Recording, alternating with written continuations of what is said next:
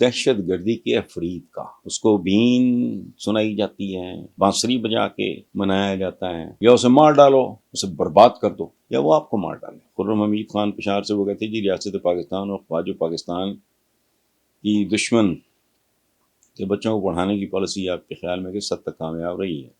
Sania A S P کے بعد بھی دہشت گردی کے درجنوں واقعات رونما ہو چکے ہیں، دہشت گردی کے افرید سے نجات کا بہترین طریقہ کیا ہے؟ آپ نے اپنے سوال کا خود ہی جواب دے دیا ہے۔ دہشت گردی کے افرید سے کیسے نپٹا جاتا ہے؟ اس کو بین سنائی جاتی ہے، بانسری بجا کے منایا جاتا ہے، اس کے ساتھ افرید کے ساتھ مکالمہ کیا جاتا ہے، اس کا تو ایک ہی علاج ہے، یا اسے مار ڈالو، اسے برباد کر دو، یا وہ آپ کو مار ڈالے۔ سمپل۔ نیکسٹ، اسلام کی بنیادی تعلیمات میں ہے اعتدال اور میانہ روی۔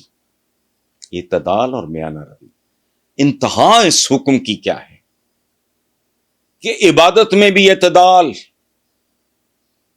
جو باقی کام ہے وہ بھی کر رہے ہیں تم نے، سبحان اللہ، اور کھانے میں بھی، ابھی تھوڑی بھوک باقی ہو تو ہاتھ کھینچ لو، یہ ہمارے آقا کا حکم ہے۔ تو یہ اعتدال سے جب آپ تجاوز کرتے ہیں تو وہ نتیجہ ہوتا ہے۔ باقی اسٹیبلشمنٹ کے ساتھ کیا ہوتا ہے کیا نہیں ہوتا میں نہیں جانتا، لیکن ایک بات ہے کہ اسٹیبلشمنٹ ایک انڈیویجول کی طرح نہیں سوچتی، میرا کسی کے ساتھ نفرت ہو جائے، اعتدال میں بھی گزر جاؤں وہ بھی گزر جائے وغیرہ وغیرہ وغیرہ، نہیں، اسٹیبلشمنٹ دور تک دیکھتی ہے۔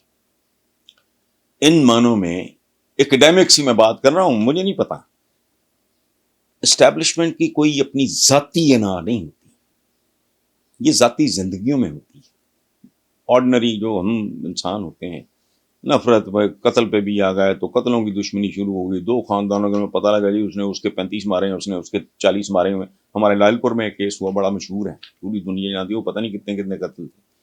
اسٹیبلشمنٹ نہیں، اسٹیبلشمنٹ دور تک دیکھتی ہے، بصیرت ہوتی ہے، اس میں ویژن ہوتا ہے، اور الٹیمیٹ فیصلہ اس کا ملک کے مفاد کے لیے ہوتا ہے، بھلے وہ غلط ثابت ہو، لیکن میری نیت میں اگر کھوٹ نہیں ہے تو میرا اپنی ذات کے بارے میں کوئی فیصلہ غلط ہو سکتا ہے۔